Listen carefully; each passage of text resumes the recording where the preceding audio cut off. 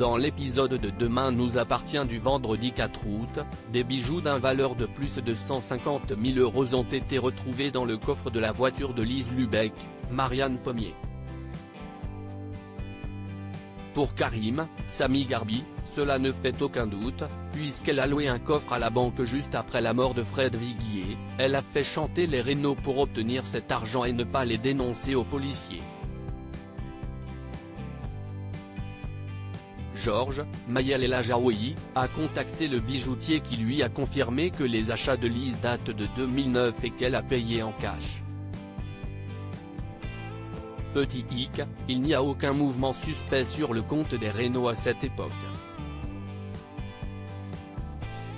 Mais Didier, Jérôme Fonlupt, étant entrepreneur, il a pu travailler au black. Sauf que Georges et Karim n'ont rien pour prouver leur théorie. Chez les rénaux, l'ambiance est tendue. Didier et Angélique, Laetitia Milo, cherchent partout leur passeport, en vain. Didier décide donc de passer à la préfecture. Violette, Salomé Benita, en profite pour proposer à sa famille d'aller à la plage. Tout accepte, à l'exception de Béatrice, Sophie Michard, qui préfère rester à la maison.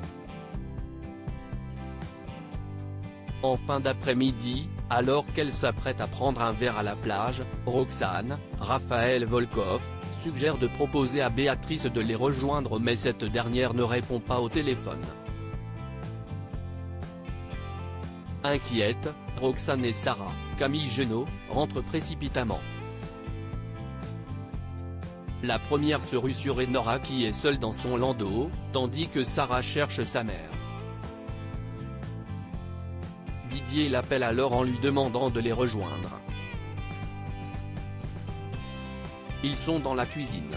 Lui est penché au-dessus de Béatrice, la main tachée de sang, tandis que Béatrice, qui a été poignardée, est allongée au sol, inconsciente. Didier prétend l'avoir trouvée ainsi. Morgane et Sandrine se remettent ensemble alors que Morgane, Marie Catrix, fait sa valise pour rentrer en Guadeloupe.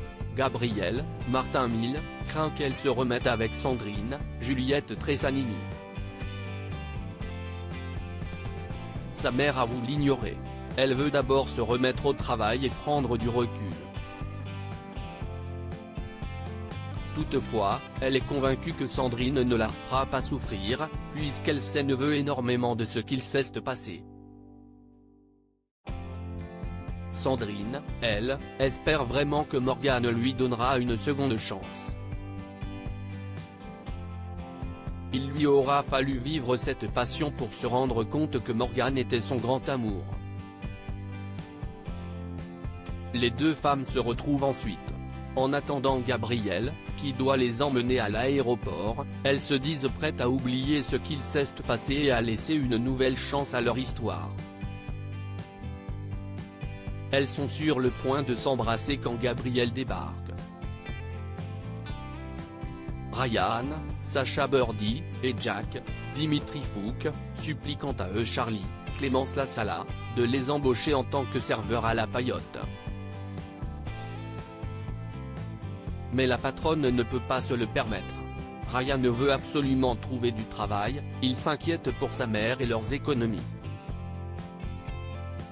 Au même moment, Romy, Dounia Coézin, visite le domaine viticole de Victor, Farouk Bermouga.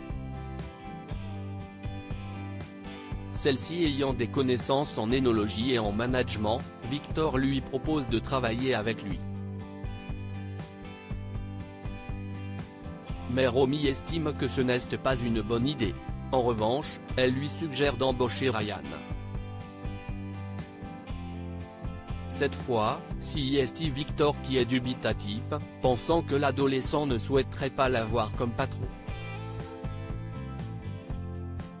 Celui-ci va ensuite à la rencontre de Diego, Enzo Rose, qui l'a embauché dans son vignoble. Sachant qu'il connaît Ryan, il demande à l'adolescent de lui rendre un service, qui devra rester entre eux. Diego se rend ensuite au Spoon où il vante auprès de Ryan son job d'été dans un domaine viticole. Ryan est intéressé et lui demande s'il recrute.